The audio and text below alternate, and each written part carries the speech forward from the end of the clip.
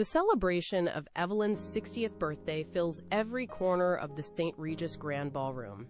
Waiters weave between tight clusters of chattering guests, balancing silver trays stacked high with crystal flutes. Their steps are quiet, practiced, never spilling a drop of the vintage champagne sloshing inside each glass. The scent of 5,000 imported lilies hangs thick in the air, sweet enough to make the throat tight, cut through by the sharp, metallic tang of bubbling champagne.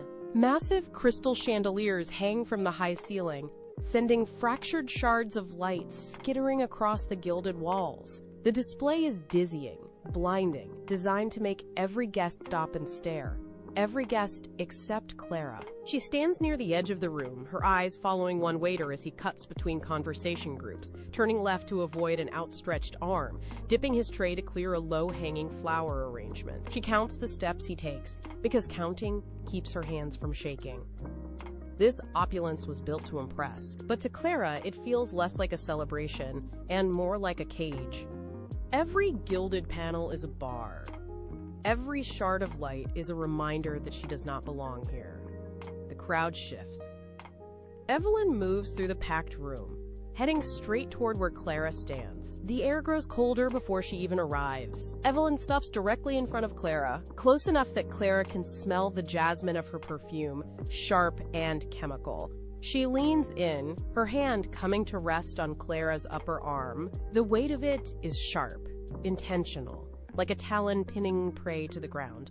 She does not look at Clara. She never does. Her eyes lock on the gold leaf mirror, hanging on the wall behind Clara's shoulder. She studies her own reflection, adjusts the line of her jaw, and speaks. Her voice is pitched perfectly, just loud enough for the clustered socialites standing 10 feet away to catch every word, just soft enough to sound like intimate, concerned advice. "Clara dear," she whispers, that silky, cutting tone wrapping around every syllable. "You really should have worn something more substantial. You look like a glorified maid who wandered into the wrong party." She pauses, lets the words hang in the air long enough for the nearby conversations to hush. "But I suppose we can't expect a girl from a public housing background to understand the weight of a Sinclair family event.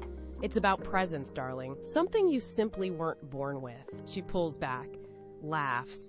The sound is tinkling, hollow, a bell made of thin glass that has already cracked.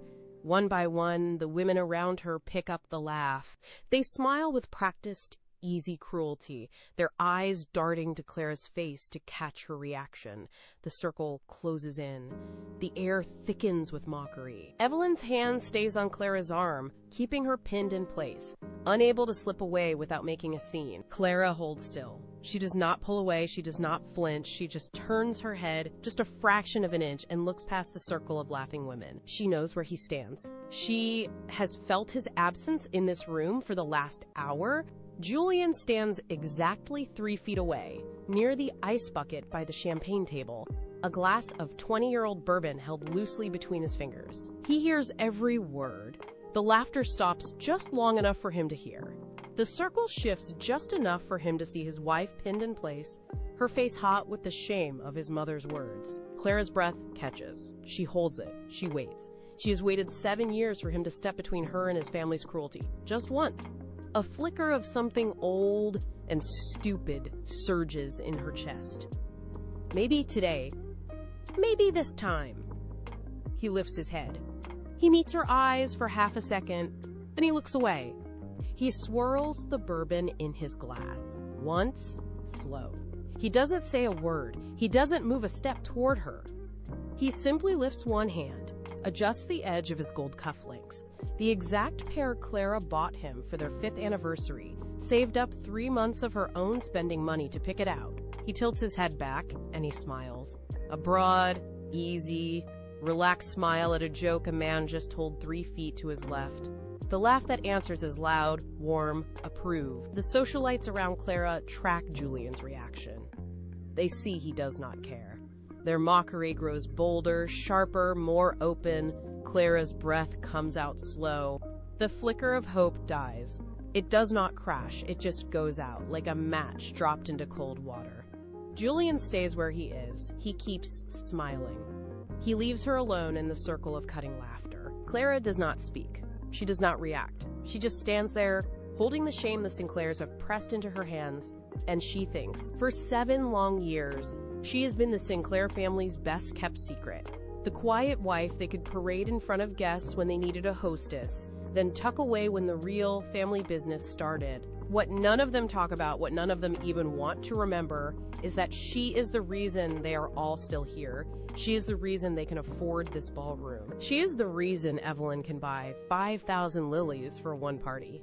She is the reason Julian can afford his golf clubs and his Cabo retreats. When Julian's father died, he left behind a mountain of gambling debt and offshore tax liens that would have sent every single Sinclair sleeping on a park bench within a year. The textile empire the family bragged about for 3 generations was crumbling to dust from the inside out. It was dying. And no one in the family knew how to fix it. They only knew how to spend money they didn't have. They only knew how to throw galas and cut ribbons and pose for photos while the foundation crumbled under their feet.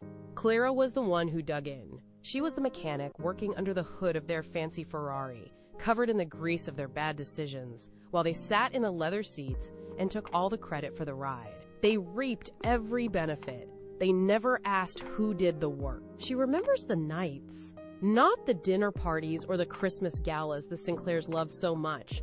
The nights that no one ever saw. She would lock herself in the windowless office on the 3rd floor of the company headquarters, the room the board had given her because no one wanted to waste a windowed corner on the wife.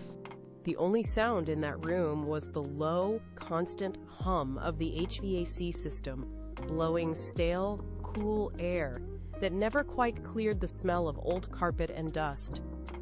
And the clicking, the rhythmic, lonely clicking of her keyboard, key after key after key, as she ran the numbers by lamplight. She worked until her eyes burned, until the black ink on the printed spreadsheets blurred into gray smudges no matter how far she pulled the paper back.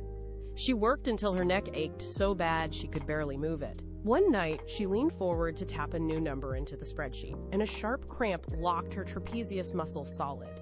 She froze, her fingers still hovering over the enter key, and could not turn her head to look at the door behind her. She had to reach up with one cold hand, press her fingertips into the knot and work it loose slow, pressing hard enough to bruise, while the clock on the wall ticked past 2 in the morning. No one called to check if she was still there. No one brought her a cup of coffee. When the cramp loosened just enough, she dropped her hand back to the keyboard. She blinked the burning out of her eyes, leaned in again, and kept going. The clicking started up again, steady as a heartbeat, filling the empty silence of the windowless room. Even after she pulled the whole company back from the edge of bankruptcy, the work never stopped. Every week, new messes landed on her desk. Messes that none of the Sinclairs would ever clean up themselves. Messes that Julian made, with his big mouth and his need to impress every wealthy idiot he met at the country club. She started each Monday by sorting through the stack of loose papers he left scattered in his office, the ones he tossed aside when he grew bored and left for a 3-martini lunch. She renegotiated supplier contracts line by line, cutting out dead weight that had been kept on payroll for decades just to satisfy old family friends who did no work and collected 6-figure checks every month. She rewrote the terms of leases Julian had signed without reading, cutting the monthly overhead by 40% before the landlord could even finalize the paperwork. One Monday, she found a crumpled contract tucked between a golf magazine and a bottle of scotch in Julian's desk drawer. He had signed a $2 million investment deal for a worthless strip mall outside Cleveland. A deal pitched by a friend of his mother's who couldn't tell a profit margin from a parking ticket. He hadn't run the numbers, he hadn't checked the zoning. He'd just signed it to get a photo in the local business journal and walk away with the praise. The deal was so bad it would have drained the company's last remaining cash reserve in 6 months. What the Sinclairs never figured out was this. Clara wasn't just cleaning up their mess, she was taking what they'd never give her, one tiny piece at a time. For 7 years, while she fixed their broken balance sheets and patched their leaky contracts, she was also buying the company, share by share, dollar by dollar. Through a labyrinth of shell companies, silent trusts, and offshore entities, she managed entirely on her own. She ran every transaction from a beat-up old laptop she kept on the kitchen counter at home. The Sinclairs thought she used it for mindless online shopping, for ordering groceries and birthday cards, and throwaway home decor. They never asked what she was actually typing on that screen. They never cared to look. She started small, picking up stray shares that small shareholders sold off when the company was on the brink, when everyone thought Sinclair Holdings was dead walking. She bought them through holding companies with generic, forgettable names that no regulator bothered to trace back to her. She never bought a large block at once. She never drew attention. She just kept adding one tiny acquisition a month, building her stake slow and steady, while the Sinclairs argued about table settings and country club memberships and which charity gala would get their name on the program. She paid a small team of lawyers in London, a 5-figure monthly retainer, to handle every step of the paperwork. They signed non-disclosure agreements so tight they couldn't even mention her first name to their own spouses. The lawyers didn't ask questions. They just followed her instructions. While Clara built her stake one tiny share at a time, the Sinclairs continued to waste energy on things that didn't matter.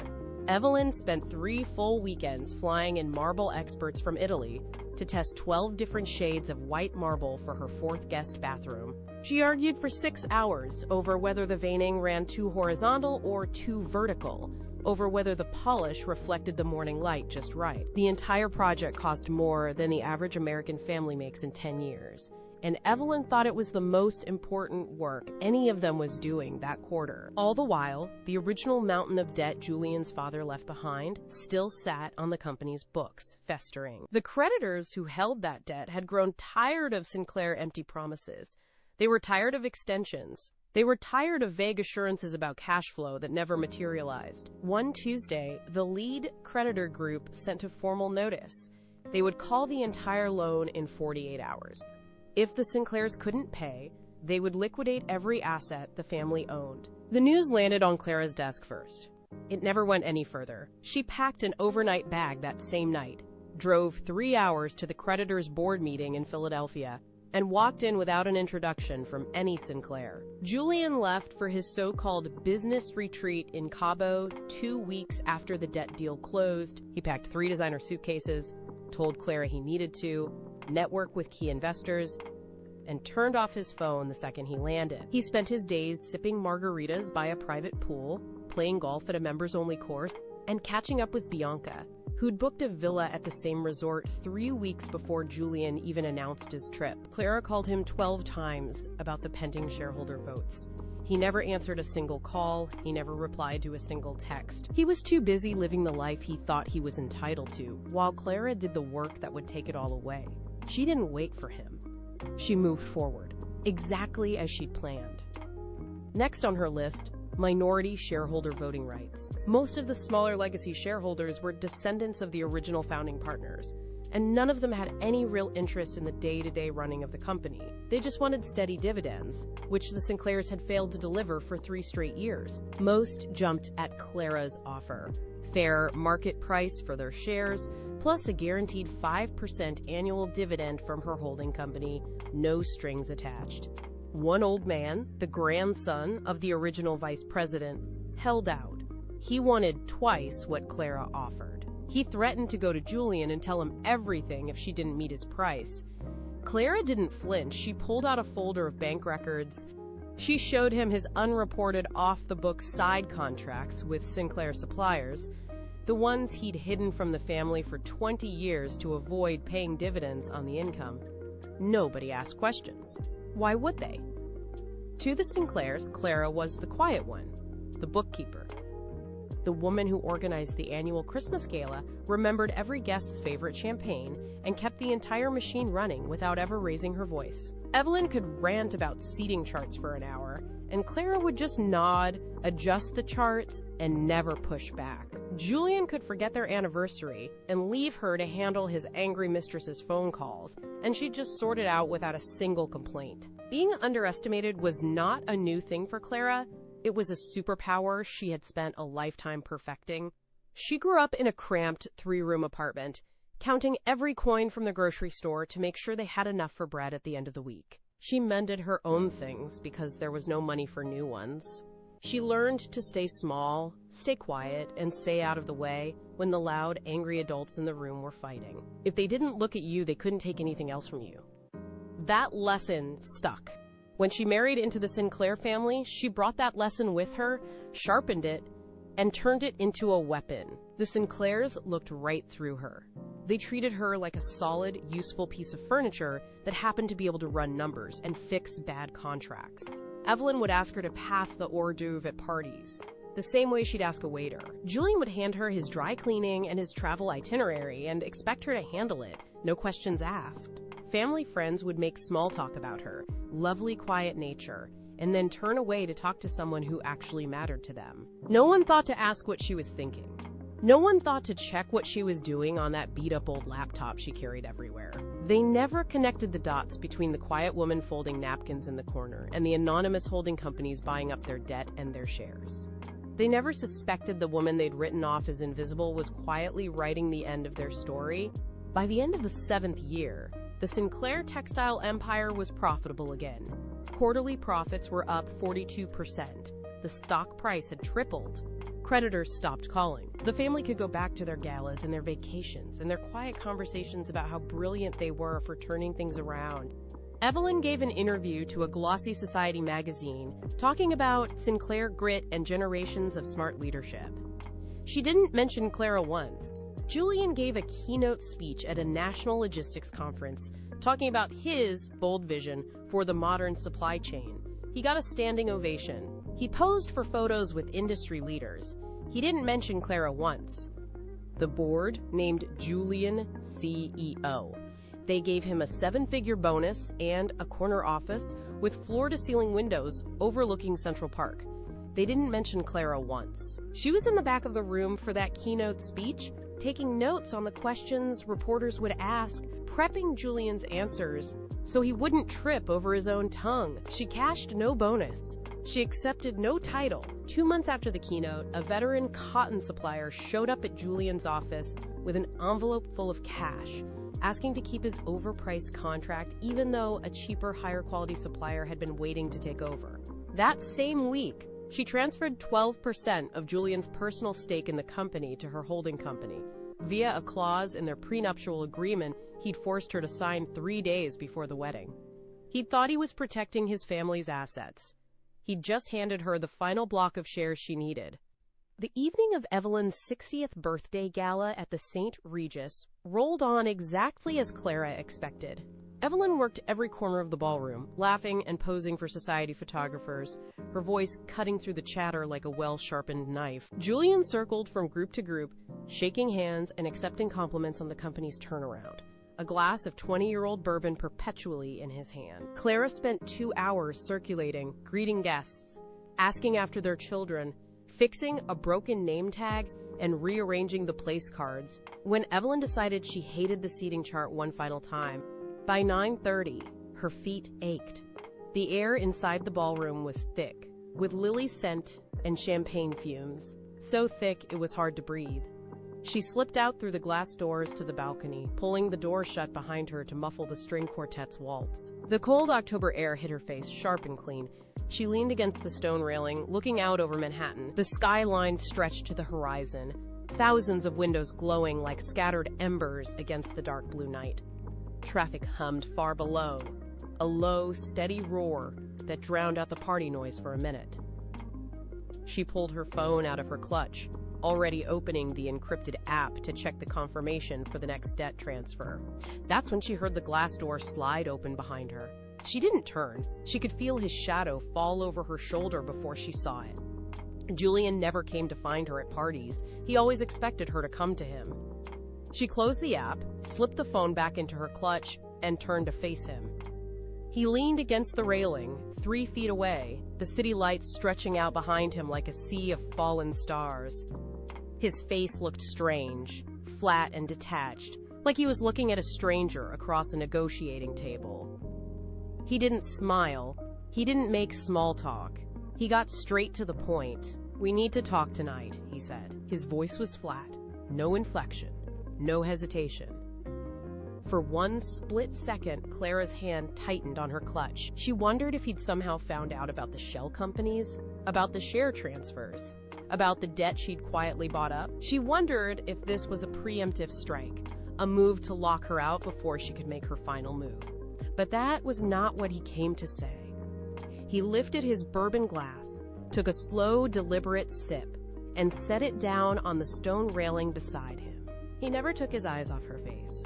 "My mother is right," he said, echoing the words Evelyn had whispered an hour earlier, when the socialites had been listening and laughing. Clara said nothing. She just stood there, leaning against the railing, and let him talk. She'd learned long ago that the more you let people talk, the more they give away. "This isn't working anymore," he continued. "The optics are all wrong. When I step fully into the CEO role, I need a public image that matches the company's new direction. I need someone who fits. You don't fit." He adjusted his cufflinks, the one she'd bought him for their 5th anniversary, and shifted his weight, ready to move on to the next part of his speech. He paused, letting the words hang in the cold air between them, waiting for the cry, the plea, the scene he'd clearly prepared himself to handle. When none came, he pushed on, confident now that he had the upper hand. "I need a partner who can actually lead alongside me," he said, leaning forward slightly, as if he was explaining a basic business concept to a new intern. "Someone with the right pedigree. Someone who knows how this world works, how to work a room, how to look the part at every event. Someone like Bianca." He said the name like it was a brand, like it carried more weight than 7 years of late nights and saved companies and a marriage he'd thrown away. Claire's throat tightened, but she didn't let it show. She just stood there, her hands loose at her sides, and repeated the name back to him, flat, calm, no inflection. "Bianca." That was all she said. Julian misread the silence. He thought it was shock. He thought it was the moment his words landed and broke her. He nodded, already shifting to the next point of his prepared speech, his voice softening into the patronizing pity he'd practiced. "You know her," he went on. "She's the daughter of Robert Hale, the real estate mogul. She's been in his circle her whole life. Everyone knows her. Everyone respects her. She can stand beside me at every board meeting, every gala, every foreign negotiation, and she won't make people question whether I belong at the top. She'll strengthen the brand. She'll strengthen my position. That's what a partner does," he said. "That's what I need now." He finished his speech about what he needed and paused again, once more waiting for a reaction that didn't come. The wind off the Manhattan skyline stirred the fabric of Clara's dress, but she didn't shift, she didn't blink. She just let him keep talking, let him show every part of who he really was, one patronizing sentence at a time. He moved on to the terms now, his voice dropping even lower, soft with that fake kindness that stings worse than a slap. "I'll be generous with the settlement, of course," he said, drawing the words out like he was handing her a prize he didn't have to give. "You'll get enough to put a down payment on a nice little place somewhere quiet, nothing fancy, but enough to start over." He smiled, a thin, cold curve of his mouth, and leaned against the balcony railing beside her, crossing one ankle over the other. He acted like they were old friends negotiating a friendly separation, like he wasn't yanking 7 years of her life out from under her feet. "But the house, the Sinclair name, and the company, those stay with me." He said each phrase slow, deliberate, like he was making sure she understood every word, like she was too slow to parse the sentence on her own. "Those assets are core to the family legacy. They've been in Sinclair hands for 3 generations. I can't let them leave the family just because the marriage didn't work out. This isn't personal, Clara. It's just business. You'll be fine. You're resourceful, aren't you? You'll land on your feet somewhere." The words hung in the cold night air, sharp against the distant hum of Manhattan traffic below. Julian waited one last time, his eyes fixed on Clara's face, still searching for the crack he was sure would open any second. Still, she didn't move. Still, she didn't speak. He pushed off the balcony railing, straightened his stance, and stepped closer. He lifted one hand and pressed it to the top of her arm, light, dismissive, the way you'd pat the head of a stray dog that's wandered into your backyard before you shoo it away. It didn't hurt. It wasn't meant to hurt. It was meant to remind her of her place. He held the contact for half a second, then pulled his hand back. He didn't wait for a response. He didn't give her a chance to speak. He turned on his heel and walked away, his footsteps steady across the polished marble floor of the ballroom balcony. Clara tracked him with her eyes, and her gaze slid past his shoulder to the marble pillar across the room. Bianca hadn't looked away once. She'd stood there the whole time, leaning back against the cold stone, watching every second of the conversation unfold. She'd smiled when Julian first approached. She'd smiled when he leaned in to speak. She was smiling now, that glossy, sharp smile that didn't reach her eyes, as Julian walked straight toward her, He just walked, straight into Bianca's waiting space, and she lifted one hand to rest it on his chest, her smile widening when he leaned in to greet her. Behind them, Clara stood alone on the balcony. The city lights stretched out below her, thousands of tiny, cold pinpricks in the dark, and the tension in her chest coiled so tight she could barely breathe. For 10 full seconds, she didn't move. She didn't gasp. She didn't let the coil in her chest snap outward into screams or tears or a messy, public scene that the tabloids would talk about for weeks. She just breathed. She breathed in the cold city air, and she breathed out the 7 years of quiet, of being underestimated, of being looked right through like she wasn't even there. The coil didn't break. It settled. It hardened into something sharp, something steady, something that didn't shake. She turned away from the railing, and she walked back into the ballroom, her footsteps steady across the polished marble. The music was still playing. Guests were still laughing, still clinking their crystal flutes, still moving from one conversation to the next, like nothing had just happened. No one looked at her twice, no one stopped her to ask if she was okay. They all just kept on with their celebration, just like they'd kept on ignoring her for 7 years. She navigated past a cluster of Evelyn's society friends, turned down the wide marble hallway, and pushed open the heavy carved door to the women's powder room. The door clicked shut behind her, cutting off the music and the laughter, leaving only the soft hum of the ventilation system and the faint scent of rose water and expensive perfume. She crossed the thick carpet to the velvet bench against the wall and sat down slowly. She leaned forward, checked her reflection in the mirror over the marble sink, and tucked a stray strand of hair back into place. Her face was calm. No red eyes. No trembling lips. Just calm. She pulled her phone out of her small bag, pressed the button to wake the screen, and unlocked it with her thumb. The screen glowed pale blue in the dim, scented light, illuminating her face from below. She pulled up the pre-saved contacts she'd only texted 3 times in 7 years. Legal Team London. She'd set the contact name to something generic, something no one would question if they ever stumbled on her phone. She tapped into the conversation thread.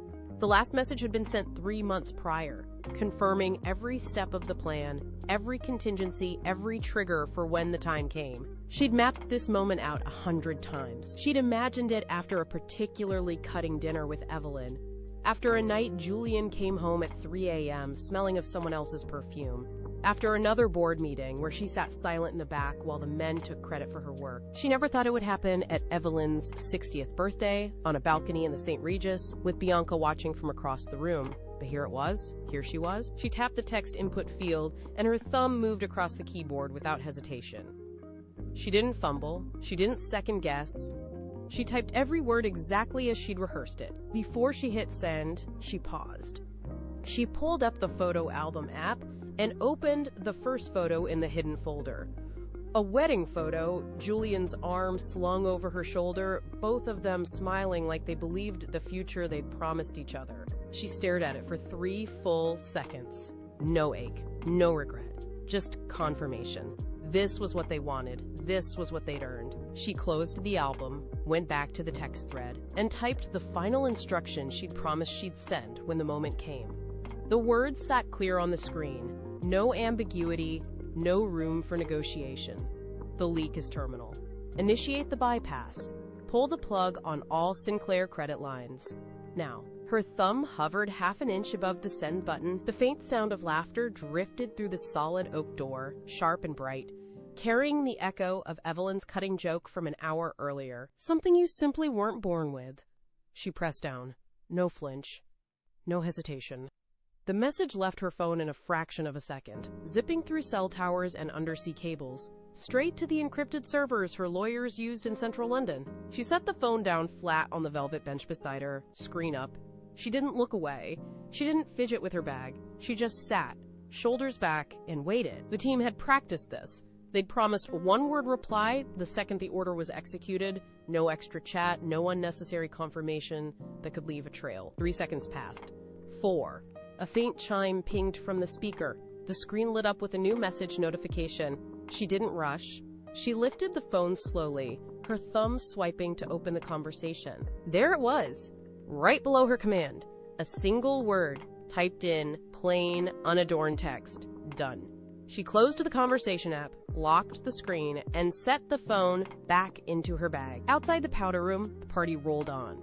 The Sinclairs danced and drank and laughed about the girl from public housing who didn't belong. They had no idea the credit lines that kept their cash flow moving, that paid their staff, that covered the checks Evelyn wrote for her marble bathrooms and Julian's golf club memberships, had just been frozen. The first move was done. No one suspected a thing. Clara left the St. Regis before the cake was cut. She drove back to the estate alone, the city lights blurring past her windshield as the sky turned from deep indigo to pale gray. She got home before the first sun crusted the hedge line that wrapped around the property. She parked her car in the visitor spot, not the main garage, and walked up the wide stone steps to the front door. She pulled out her key and turned the lock. The door clicked open, and the first thing that hit her was the silence. No clatter of dishes from the kitchen, no footsteps of the gardener pushing a wheelbarrow across the south lawn, no hum of the vacuum cleaner moving up the main staircase. On a normal morning, the estate hummed with motion, 30 people moving through its halls to keep Evelyn's perfect life running. This morning, there was nothing. No sound, no movement, no one. She stepped over the threshold and closed the door behind her. The echo of the latch closing bounced off the high ceilings and died, swallowed by the empty space. She walked across the marble entry hall, her heels clicking sharp against the stone, loud enough to feel intrusive in the stillness. She called out, just loud enough for any straggler to hear. "Martha?" Martha was the head housekeeper, the first one to arrive every morning. No reply. She walked back through the entry hall, toward the main staircase. The entire estate lay empty before her, silent, waiting. Every door was unlocked. Every room was hers to walk into, unannounced, uninvited. Exactly as she'd planned. Clara climbed the main staircase slowly, one step at a time, her heels clicking steadily against the polished oak treads. She passed the second-floor landing and turned toward the back of the house where the sunroom opened out onto the south lawn. The morning sun slanted through the floor-to-ceiling glass, gilding every surface of the room with warm, bright light.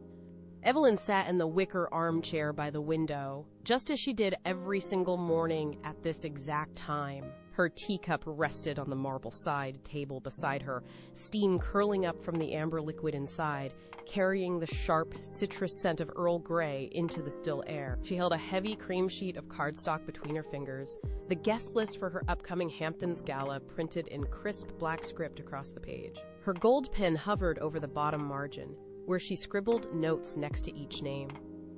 Bring new husband? Skip? Still owes Julian $500,000? Seat next to the governor? A floorboard creaked just outside the sunroom doorway, the old wood shifting under Clara's weight. Evelyn didn't look up. She didn't pause. She just crossed out a name with a sharp, decisive flick of her wrist and tapped the pen against the edge of the cardstock, thinking. She hadn't noticed the silence outside the window, no gardener calling to the grounds crew, no housekeeper moving linen through the hallway. She hadn't noticed that the credit lines funding this very gala had been frozen 12 hours earlier. Evelyn took a slow sip of tea, set the cup down gently on its saucer, and picked up her pen again.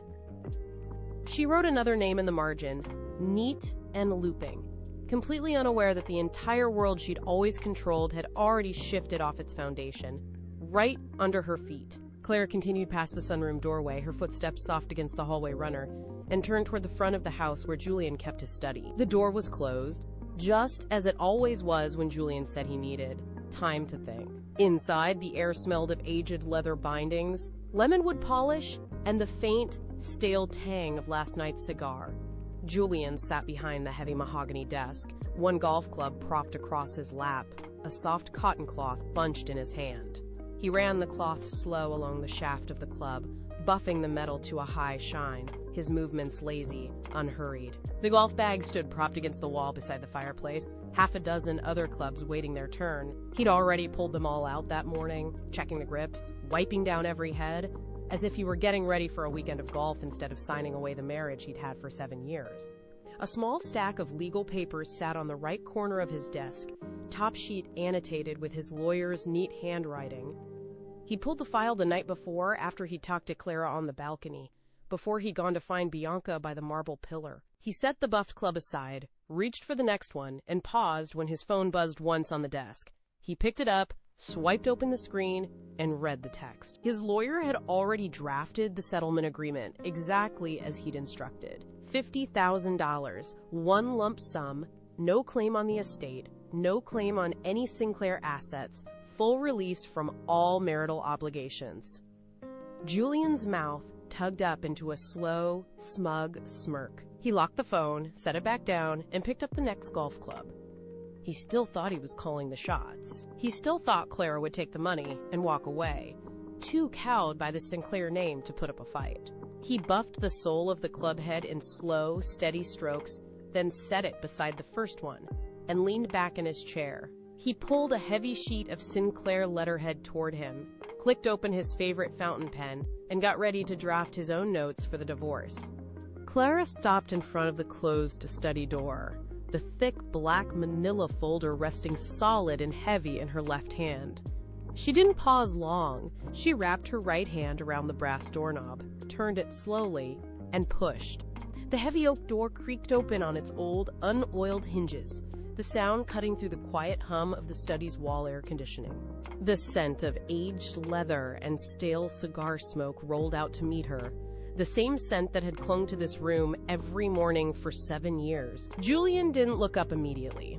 He assumed it was the housekeeper, coming to refill his water glass or take away the empty coffee mug from his desk. He kept his hand on the fountain pen, his gaze fixed on the blank Sinclair letterhead in front of him, waiting for the footsteps to retreat after dropping off whatever they'd brought. But the footsteps didn't retreat. They kept coming, slow and steady, across the thick wool carpet that covered the study's hardwood floor. They didn't stop until they reached the edge of his mahogany desk, 10 feet from where he sat. Only then did Julian lift his head. He pulled his focus away from the letterhead, his brow already furrowed at the intrusion, at the break in his routine that he hadn't ordered. The pen hovered over the blank paper, his fingers tightening around the barrel when he saw who it was. Julian sets the fountain pen down slowly, the nib tapping once against the top edge of the blank Sinclair letterhead. The sound is sharp, deliberate, a warning. The same sound he makes when he thinks someone is wasting his time. He leans back in his leather chair, crossing one ankle over his knee, the posture relaxed but rigid, every line of his body telling her she does not belong here. His jaw stays set, the irritation still glinting in his eyes, but he keeps his voice low, controlled, the way one speaks to a badly behaved child who has wandered into a grown-up meeting. He already knows what she's gonna do. He's already braced for it. He expects tears, he expects shouting, he expects her to beg for more money, or to plead with him to change his mind, to make a messy, embarrassing scene that will give him every excuse to throw her out faster. There's no need for a messy, emotional conversation, Clara, he says, the words clipped, dismissive, no give in them at all. He lifts one hand and gestures toward the door, the movement sharp, final. He adjusts the cuff of his shirt, the same motion he made at the St. Regis, when he'd stood 3 feet away and said nothing, while his mother cut her down in front of the whole room. Give me some space, he says, his voice colder now, impatient with the delay, with the fact that she isn't doing what he expected. I'll handle this divorce my way. We can sort out all the details through our lawyers. There's no reason for this to get ugly. You knew this was coming, eventually. You always knew you weren't really one of us. Clara doesn't move for 3 full seconds. She stands there, holding the folder, her face blank. No tears, no shouting, no flicker of the hurt he expects to see. Her fingers stay curled around the edge of the manila, the paper stiff and heavy under her grip, the documents inside pressing through the cardboard into her palm. I agree, she says. Her voice is even, flat, no tremor, no rise, completely steady. It's the same quiet voice she's used for 7 years, the one he's always mistaken for weakness. The words catch him off guard. He'd braced for screaming, for begging, for anything but this. His brow twitches, just a little, the smug dismissal on his face slipping for a fraction of a second. He hadn't expected her to agree. He'd already practiced his response to whatever messy outburst she'd throw at him. Now he has nothing to say. Clara doesn't wait for him to recover. She steps forward the last 6 inches to the edge of his desk, shifts the folder from her left hand to both hands, and leans forward just enough to set it down. It lands hard, solid, A thick, heavy thud that echoes across the wide mahogany surface. The crystal pen holder at the corner of his desk rattles in place, the pens inside clinking against the cut glass. The vibration rolling all the way back to where Julian sits in his leather chair. The sound dies. The pen holder stops moving. Clara leans back, straightens her posture, and waits. She doesn't say anything else. She just stands there, looking at him, letting the weight of the folder sink in before she speaks again. The silence stretches. Julian still hasn't moved. He sits in his leather chair, his brows still twitching with that flicker of unplanned confusion, his eyes locked first on her face, then on the black manila folder, sitting dead center between them. The morning sun slants through the leaded glass window behind him, gilding the edge of the folder, turning the black cardboard to deep bronze. The scent of his bourbon and the lemon polish he uses on his golf clubs hangs thick in the still air. Clara doesn't break the silence first. She lets him sit with the weight of what just landed on his desk. She lets his own expectations of her crumble a little more, 1 second at a time. But before you involve your lawyers, she says, her voice still steady, still that same quiet tone he's always written off as passivity. You should probably look at the documents inside. They lay out the current ownership structure of Sinclair Holdings. Every line was updated this morning. Every signature was notarized and filed with the corporate registry in Delaware before the sun came up over Manhattan. I didn't leave anything to chance. I didn't cut any corners. I didn't wait for a convenient moment to do what needed to be done. You and your mother always said I wasn't born with presents, but you never stopped to ask what I was born with instead. I was born with patience.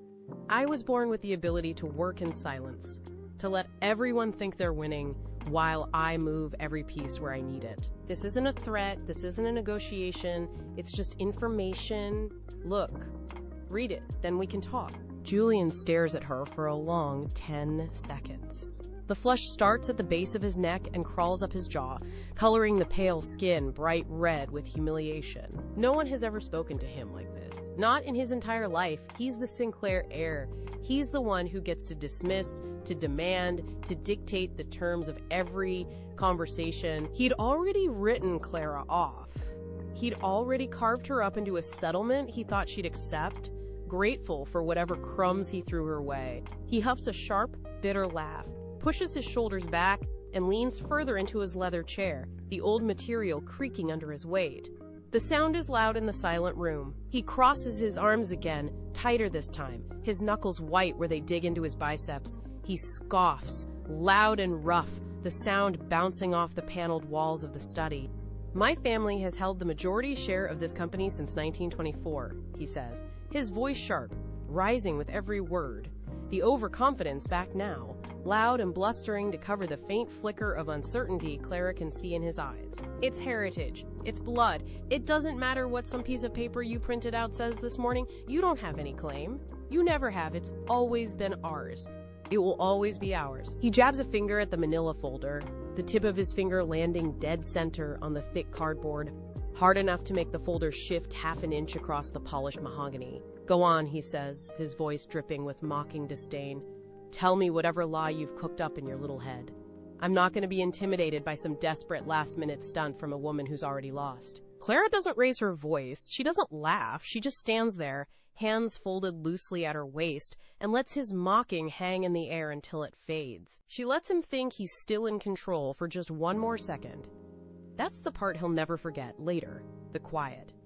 You're right about one thing, she says. This isn't a last-minute stunt.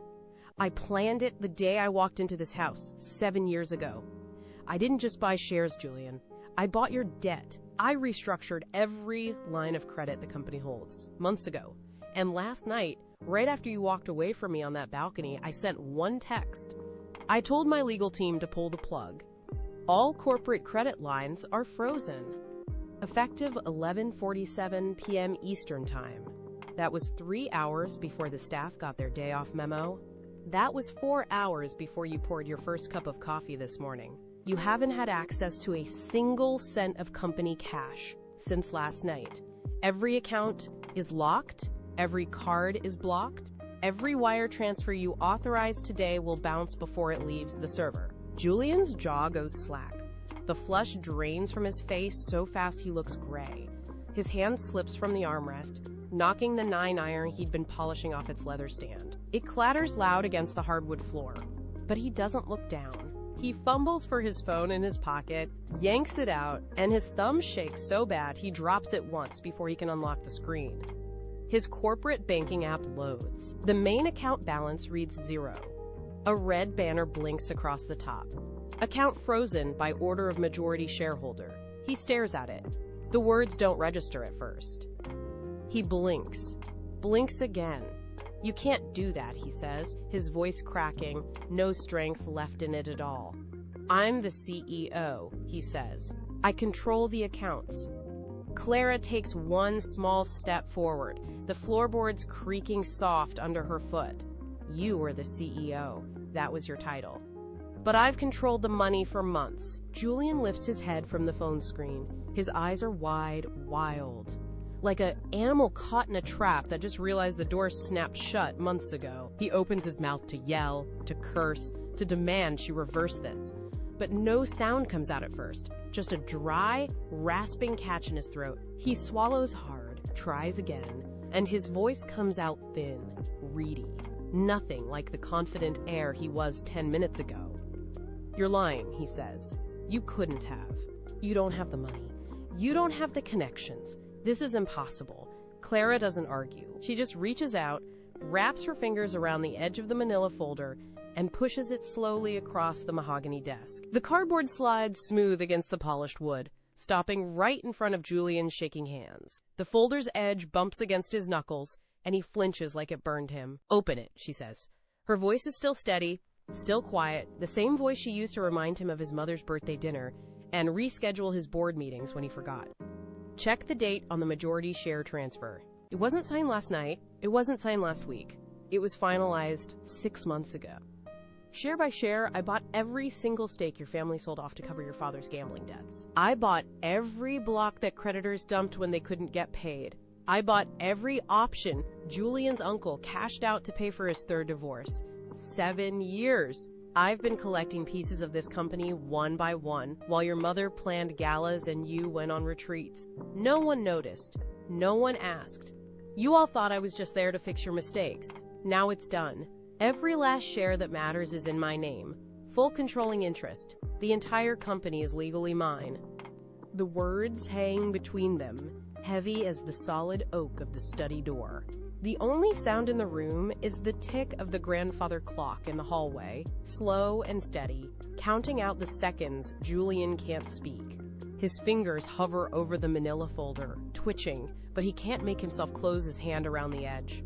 He stares at Clara, then at the folder, then back at Clara like he's trying to place her face like she's a stranger who wandered in off the street. He pushes himself up out of the leather chair, his palms flat against the armrests and his left knee buckles. He catches himself on the edge of the desk, the wood groaning under his weight, and the pen holder that didn't rattle the first time goes sliding off, clattering into the wastebasket behind it. You're insane, he says.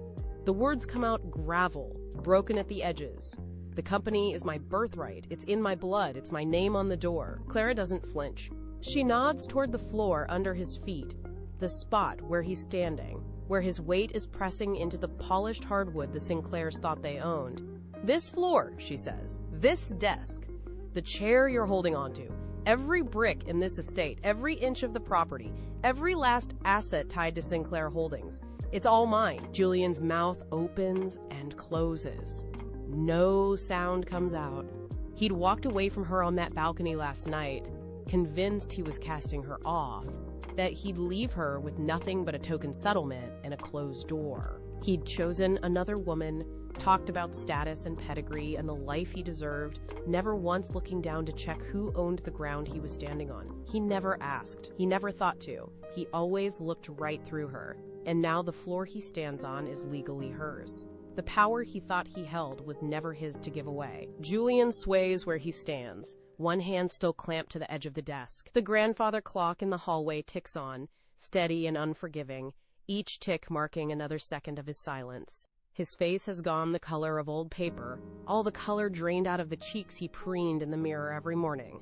He blinks once, twice, like he's trying to clear water out of his eyes, and finally drags his shaking hand toward the pocket of his trousers, where his phone sits. He fumbles it out, thumb fumbling across the screen to pull up his lawyer's contact, but his hand shakes too hard. The phone slips out of his grip, hits the corner of the mahogany desk with a sharp crack, and skids across the surface, coming to rest against the black manila folder. The screen spiderwebs with cracks from edge to edge. The lock screen glitches, then goes dark. Clara leans her shoulder against the oak door frame. She doesn't move forward. She doesn't lean in. She just stands there, arms loose at her sides, watching him work through the pieces. She doesn't yell. She doesn't gloat. She doesn't remind him of every late night, every insult, every time he looked right through her when she was fixing the messes he made.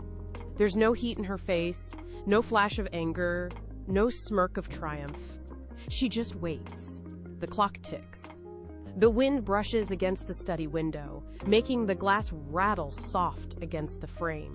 Julian stares at the cracked phone, at the manila folder, at the spot on the floor that is no longer his. He can't speak. He can't move.